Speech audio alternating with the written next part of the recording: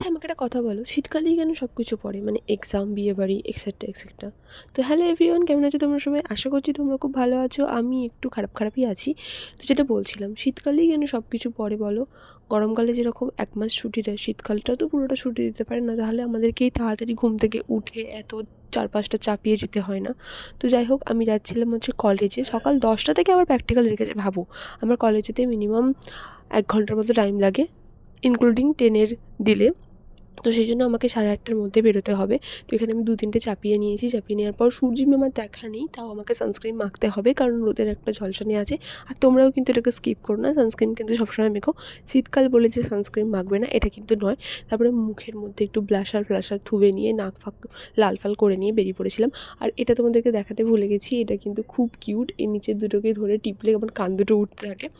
তো চলো, নেক্সট কোনো ভিডিওতে দেখা হচ্ছে। ভালো লাগলে লাইক, শেয়ার, কমেন্ট সব কিছু করে দিও। টাটা।